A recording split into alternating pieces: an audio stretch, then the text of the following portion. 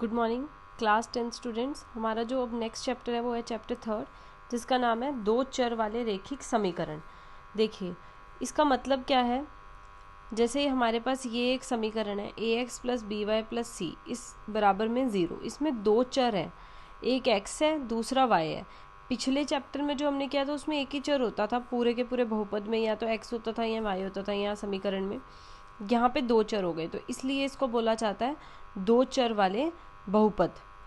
अब देखिए आपका क्वेश्चन नंबर फर्स्ट एक्सरसाइज 3.1 प्रश्नावली का। आफ्ताब अपनी पुत्री से कहता है 7 वर्ष पूर्व मैं तुमसे 7 गुनी आयु का था, अब से 3 वर्ष बाद मैं तुमसे केवल 3 गुनी आयु का रह जाऊंगा। क्या यह मनोरंजक है? इस स्थिति को बीजगणितीय एवं ग्राफीय रूप में व्यक्त कीजिए। देखिए कैसे होगा ये। हमने क्या किया, दोनों की वर्तमान आयु को हमने मान लिया कि मान लो आफ्ताब की वर्तमान आयु x है और उसकी बेटी की वर्तमान आयु y है। आगे 7 वर्ष पूर्व, तो आफ्ताब की आयु क्या हो जाएगी x माइनस 7 और उसकी बेटी की हो जाएगी y माइनस 7।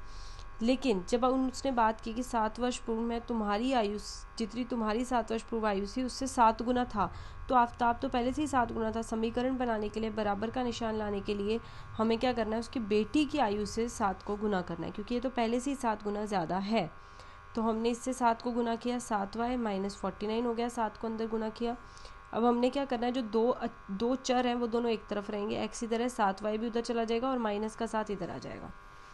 तो 7y उधर गया माइनस का हो गया और माइनस का 7 उधर से इधर आया तो प्लस का हो गया। x minus 7y minus 49 plus 7 से ये आपके पास पहला समीकरण आ गया। x माइनस 7y माइनस 49 आपका पहला समीकरण है। फिर उसने बोला है 3 वर्ष बाद आफ्ताब की आयु क्या हो जाएगी, x प्लस 3 प्लस हो जाएंगे उसमें। फिर उसने बोला है 3 वर्ष बाद आफ्ताब की आयु क्या हो जाएगी, x प्लस 3 प्लस हो जाएंगे उसमें 3, और उसकी बेटी की आयु हो जाएगी y प्लस 3। पूर्व था पहले और बाद है उसके बाद, आज से बाद। तब उसने बोला कि मैं तुम्हारी आयु का 3 गुना हूँ, तो आफ्ताब तो पहले से ही 3 गुना है, तो समीकरण बनाने के लिए बराबर करने के लिए हमें उसकी पुत्री की आयु में उसकी बेटी की आयु में 3 को गुना करना है। तो 3 को y से किया 3y, 3 को 3 से किया तो 9, ये आ गया। अब फिर दो जो चर है वो एक तरफ रहेंगे, 3y उधर चला जाएगा x माइनस 3y, और ये जो प्लस का 3 है ये उधर जाके माइनस का हो जाएगा। तो अब आपके पास दूसरा जो है ये समीकरण आ गया। अब देखिए आगे, ये जो दो आपके पास समीकरण आए थे, एक ये आया था एक ये आया था, इन दोनों समीकरणों को यूं लाइन लगा के एक तरफ तो इसके कुछ मान निकाल लीजिए, एक तरफ इसके मान निकाल लीजिए अपनी तरफ से। एक बारी हमने x को 5 ले लिया तो y क्या आता है, एक बारी x को 0 ले लिया तब y क्या आता है। इस तरीके से अलग अलग मान निकाले 3, और 3 ही हमने इस समीकरण से मान निकालने। ये दोनों रेखिक समीकरण है। फिर हम क्या करेंगे, ग्राफ बनाएंगे। ग्राफ के ऊपर पहले एक रेखिक समीकरण लेंगे, उसकी जो तीनों बिंदुएं हैं उनको लगाएंगे, उनको ग्राफ के ऊपर डालेंगे, और फिर वो तीनों की तीनों बिंदुएं, क्योंकि ये एक ही रेखिक समीकरण है, एक ही रेखा का समीकरण है, तो ये तीनों बिंदुएं एक ही रेखा पे आनी चाहिए।